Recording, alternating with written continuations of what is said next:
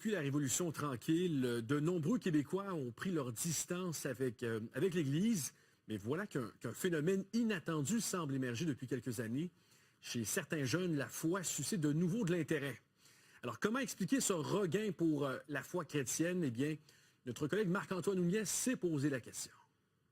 L'Église catholique québécoise attire de plus en plus de jeunes fidèles. À la messe le dimanche soir, on voit près de 450 personnes en bas de 35 ans à la messe. Comme Joël Breton, plusieurs adolescents et jeunes adultes découvrent la foi sur le tard. Pour lui, c'est avant tout une quête de sens qui l'a poussé dans cette voie. C'est sûr, étant adolescent, j'étais plein de questionnements, puis je suis une personne qui a quand même une certaine profondeur. Là. J'aime pas rester en superficialité. Et donc, il y a eu une quête de sens, effectivement. À Montréal, le nombre de baptêmes chez les jeunes Québécois a plus que quadruplé en 4 ans et la tendance est encore plus forte dans la région de Québec. C'est vraiment un désir, un appel de l'intérieur qui a fait en sorte que j'ai décidé de poursuivre. À 25 ans, Joanie Paquet-Letellier a choisi la pastorale, un choix plutôt rare pour sa génération. Selon elle, certains débats de société poussent aussi des jeunes à se questionner. Avec l'aide médicale à mourir, tout ce qui touche la laïcité, les jeunes se sont questionnés aussi pour moi, c'est quoi mes valeurs, qu'est-ce que je veux.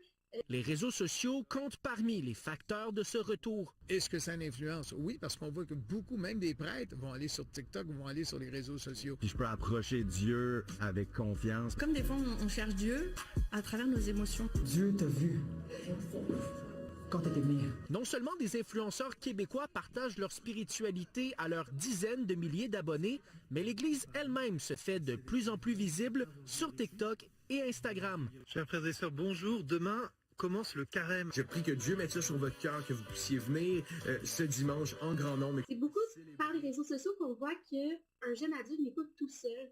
Un jeune n'est pas tout seul, on n'est pas croyant tout seul, on a toute une communauté avec nous. Les experts préviennent toutefois, les réseaux sociaux peuvent aussi enfermer les gens dans leurs propres croyances. Ils ne donnent pas du tout d'immunisation contre les chambres d'écho, bien au contraire. C'est-à-dire que les algorithmes vont de toute façon nous emmener vers des contenus qui vont être de plus en plus extrêmes parce qu'ils vont se façonner en fonction déjà, nous, des contenus qu'on a et des préférences qu'on manifeste sans nécessairement les avoir de manière consciente. Au Canada, selon la firme Angus Reid, les moins de 25 ans sont désormais la catégorie d'âge la plus engagée religieusement, dépassant même les 54 ans et plus.